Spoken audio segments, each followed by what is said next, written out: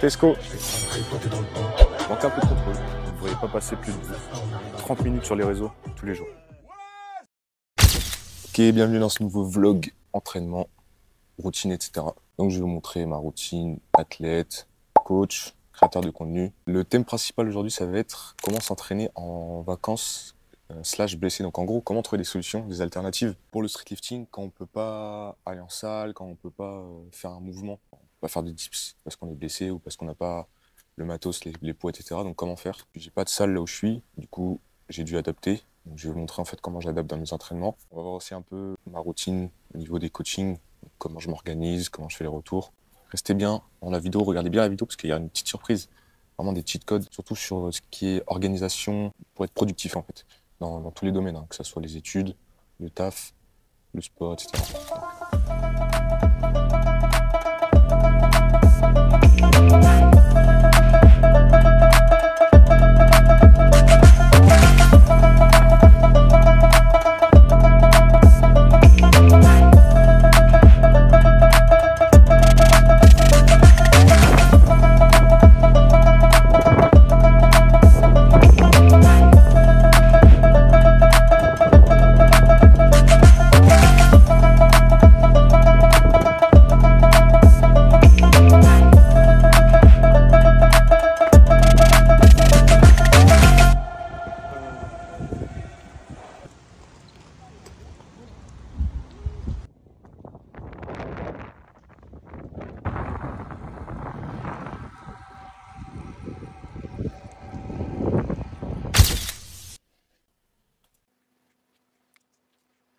Je prends mon tel, je vais sur WhatsApp, là, on va dans non lu, je sais pas si on voit. Et hop, on prend le premier arrivé, première servi, qui a son retour. Pose le tel là, calé, parce que c'est bien, c'est sur Word, le truc il dépasse pas, c'est-à-dire là il y a pile un espace pour le tel. C'est bien pratique. On y va, on fait le retour. Donc là on commence par Titoun. Titoun, l'athlète le plus impliqué du test coaching. Ouais, parce qu'en fait, on a un système de points. En gros, ça note l'implication, les respects des consignes, les retours faits en temps et en heure, le fait de faire toutes ces séances, de ne pas décaler, enfin bref, organisation, implication, qualité des retours aussi. En fait, Titoun, 17 ans, plus jeune. C'est le Yamal du groupe. Bah, c'est tout le temps lui l'athlète de la semaine, 2 fois athlète du mois dans le test coaching, 1 fois dans tout grind, parce que du coup on a un classement de grind, on a un classement juste par coach. Donc il a été 1 fois dans tout grind et 1 fois deuxième et du coup quand même premier dans les miens. Vas-y, on commence par lui là. Le petit Titoun.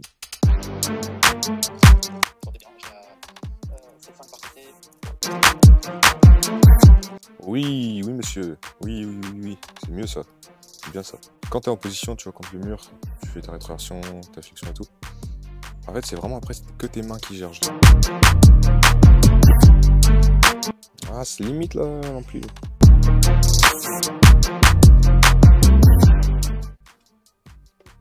On va donner des cheat codes un peu là. Vous voyez là, il fait des feintes bulgares. Vous voyez en fait, son pied avant est beaucoup trop proche de la boxe, c'est-à-dire il est obligé de se pencher, il peut pas bien faire sa flexion de hanche ici là. Vous voyez, il peut pas aller. En fait, il est limité en amplitude sur cette jambe parce qu'elle est trop proche.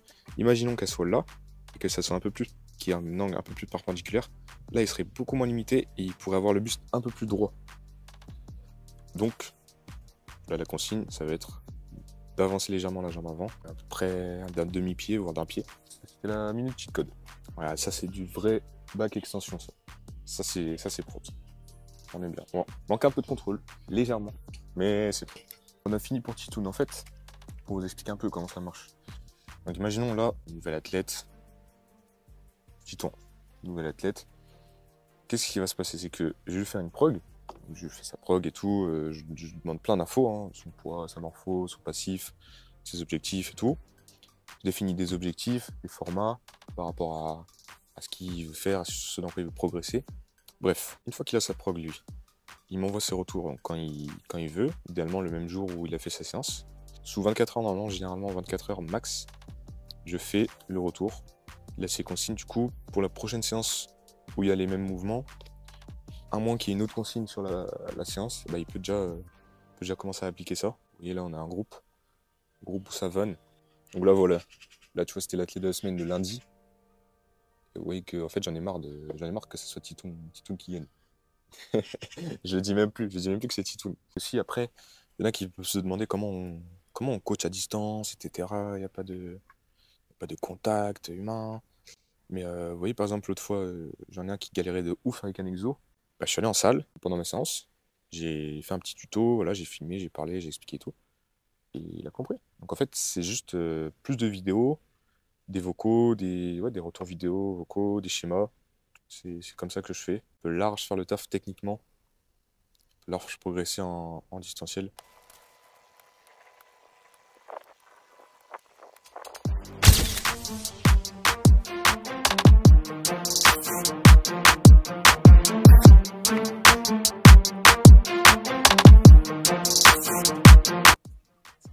Tesco.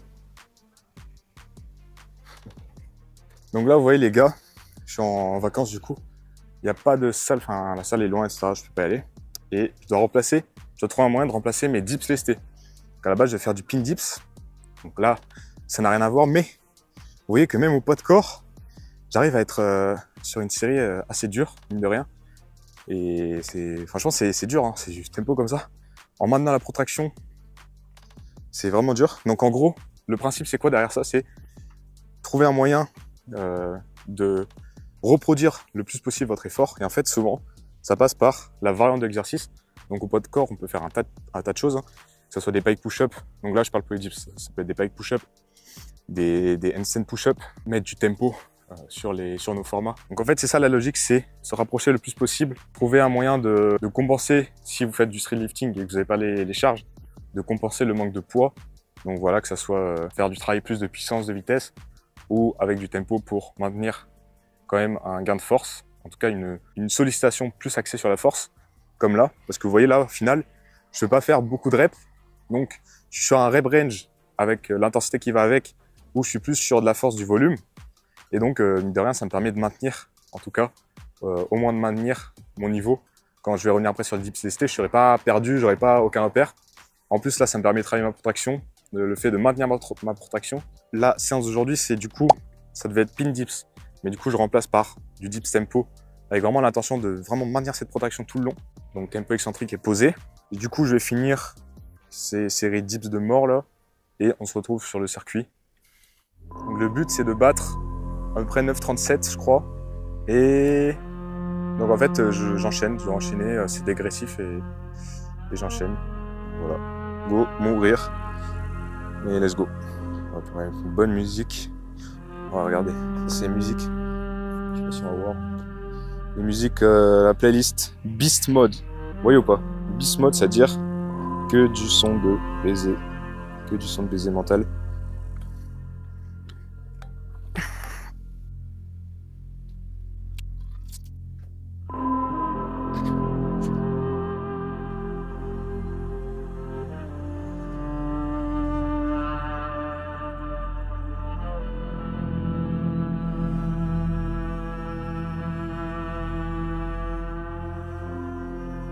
En fait, j'ai changé parce que comme c'est un circuit qui est censé être dégressif, pouvoir enchaîner assez vite. C'est pas un circuit, on est censé prendre beaucoup de temps de repos dans le circuit. Du coup, pour les fonds, ce que j'ai fait, c'est que j'ai fait le même temps, donc 10 secondes à chaque fois, mais une variante plus basse à chaque fois. Après, pour les dips, j'ai fait 20, 15, 10, 8. Normalement, c'était 15, 10, 8, 6 à 20 kg. Là, ça fait à peu près l'équivalent en vrai, vu au poids de corps. J'ai senti que c'était dur quand même. Traction traînée, j'ai pas bougé parce que 10, c'est pas hyper dur. Surtout là, c'est pas la plus grosse résistance avec la barre haute. Et les dips aussi au poids de corps, j'ai pas bougé, les squats non plus. Parce que ça, c'est des trucs que je peux faire. J'ai mis un truc moyen que je peux faire du coup sur toutes les séries. Donc voilà, ça c'était le vrai circuit du coup. Donc imaginons qu'on soit qu'au poids de corps, qu'on ait vraiment aucun poids et tout. Dites-vous que si vous voulez faire les dips et transférer sur le lourd, le one shot c'est très bien en termes de puissance, de coordination. Pour les tractions, ce qui est bien, c'est de faire du dead stop pour travailler notamment le départ, en fait, l'explosivité du départ, pour pas avoir de rebond et pour être un peu plus spécifique. Donc voilà, pour vous donner des petits guides comme ça. Et après, bah, si vous pouvez avoir accès à des bouteilles d'eau et tout pour limiter, c'est déjà pas mal. Si en plus vous mettez un peu de poids comme ça léger avec par exemple du tempo comme je vous ai montré, ou alors une variante qui est plus dure comme des push-ups, des handstand push-ups ou des pike push-ups. Là en vrai vous pouvez très bien limiter la casse. Et après aussi en général en vacances, essayez de prévoir votre semaine de vacances comme une semaine de deload, voilà, de repos. Comme ça fait pas trop de pertes. Si c'est au milieu d'un bloc et que c'est pas prévu, c'est sûr que c'est là où ça va faire le plus de pertes, le plus de dégâts. Mais si c'est prévu, que c'est une semaine de vacances de deload, que c'est prévu que vous fassiez moins de séances, que vous soyez moins spécifique, normalement ça le fait. C'est surtout ça la clé en fait, c'est de vraiment le prévoir dans son planning d'entraînement. Si jamais vous vous préparez pour des battles, des circuits, tout ce qui est max rate battle, très bon transfert de faire de la course à pied ou du vélo, enfin des sports à dominante aérobie, pour vous habituer à avoir cette bonne capacité de récupération. En plus, hein, bien sûr, des circuits que vous faites, parce que c'est en faisant des circuits aussi qu'on développe cette capacité. Mais ouais, un très bon moyen, parce que là, je sens que la caisse aérobie, la caisse cardiovasculaire est bonne en vrai. C'est pas ça le facteur limitant. C'est vraiment musculairement, quoi. Je kiffe trop faire des circuits, cette sensation d'être au bout de ta vie. C'est vraiment ce que je préfère dans le sport, honnêtement. Mais j'aime trop aussi la force, donc je continue. Pourquoi se priver quand on peut faire les deux?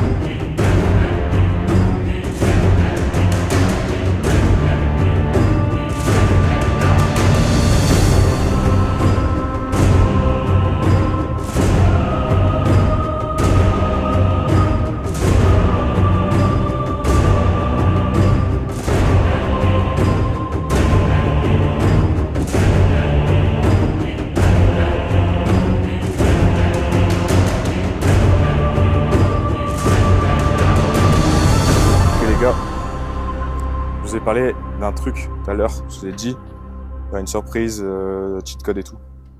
On y est, nous y est. Je vais vous montrer, au fil de mon temps de repos, je vais vous montrer ma routine. En fait, moi je suis un peu un taré, c'est-à-dire, j'ai une routine. On est sur Excel, et vous voyez en fait, il y a des points et tout. Je dois mettre le 1. Donc en gros, 1 quand c'est fait, tous les jours, et 0 si c'est pas fait. Après, il y a des choses à faire un peu moins souvent. On a par exemple de la lecture, de l'anglais, de s'instruire sur l'entraînement en général, bien dormir, travailler le matin, enfin, me réveiller, productif, c'est-à-dire pas regarder son tel direct, ça va vous donner toute la routine, mais tout ça pour vous dire, essayez de, surtout si votre taf, c'est pas sur les réseaux, si vous taffez pas sur les réseaux et que, genre, en vrai, les réseaux, c'est que du divertissement, et wesh, les gars. Alors, en vrai, déjà le matin, ça devrait être ban. En gros, moi, mon truc, c'est je scrolle pas avant 20 h. C'est-à-dire, je peux répondre à des messages et tout vite fait sur la notif. Je peux mettre des stories vite fait pour, voilà, mettre des stories pour que ce soit plus vivant, parce que je vais pas mettre toutes mes stories après 20 h. Mais je scrolle jamais avant 20 h sur Insta. Enfin, jamais j'abuse, mais en tout cas, dans la routine, c'est ça, je dois pas scroller avant 20 h. Je sais pas, déjà le matin, vous vous réveillez et tout, dites-vous, avant midi au moins, je sais pas de réseau, genre. Parce que si vous avez vraiment pas besoin d'aller sur les réseaux, pas de réseau. Le matin, limite pas de tel, genre, vous allez en cours, vous allez au taf et tout. Wesh, vous avez pas besoin de sur votre tel, de scroller et tout. Et après, bah, essayez de mettre une limite de temps d'écran ou de temps de réseau. Et si c'est vraiment pas votre taf, en vrai, vous ne devriez pas passer plus de 30 minutes sur les réseaux tous les jours. Tous les réseaux compris. Honnêtement. Moi, c'est 40 minutes Insta, sachant que c'est littéralement mon taf de poster du contenu, d'interagir, même franchement de voir des stories et tout, d'être au courant, tu vois. Donc si c'est pas, ça fait pas trop partie de votre taf, c'est que du divertissement, franchement, 30 minutes max.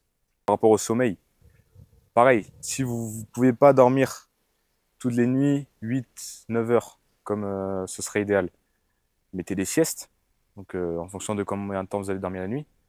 C'est moins optimal, mais c'est déjà bien. Enfin vraiment, ouais, faut pas hésiter à mettre des siestes. En fait, dites-vous, La meilleure récup, c'est le sommeil. C'est-à-dire, dès que vous pouvez dormir, que vous avez le temps de dormir, parce que vous sentez que vous êtes fatigué et que ça ne va pas entraver sur votre prochaine nuit, dormez. C'est des petits conseils comme ça, des trucs que j'applique. C'est de lire le soir aussi, de réduire les écrans 1 heure, truc comme ça, 1 heure avant de dormir. Moi, c'est pas d'écran après 23 heures. Après, tout ce que je vous dis là, c'est ma routine, enfin, c'est ce que je m'engage à faire. C'est pas tous les jours comme ça, forcément, mais c'est le plus souvent comme ça. Donc, pensez pas que je dis que je suis parfait, que je fais ça tout le temps. C'est tout ce qui concerne la dopamine, donc en gros, plaisir instantané et récompense plus long terme.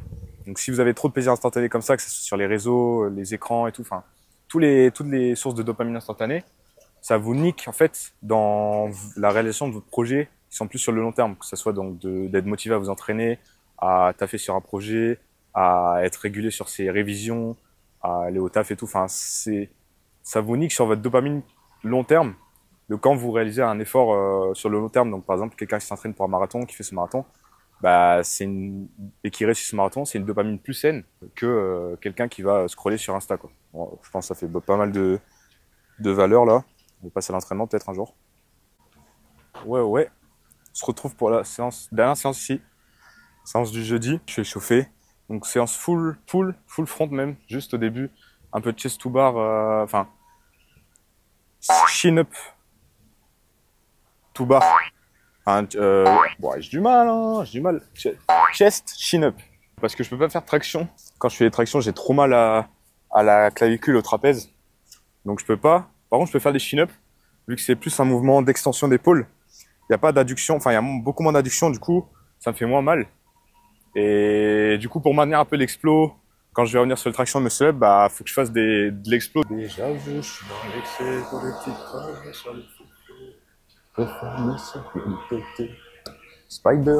Je suis toujours cloué chez Cartier Sac. Kelly pour les choquer, ce soir de mon trophée. Ma vie, j'en ai vu que toi, ya Habibi. On y va. Je trouve que ça fait mal au poignet. Je sais pas comment vous faites ceux qui font des chin-up toute l'année là. Locaux. Vous êtes des locaux.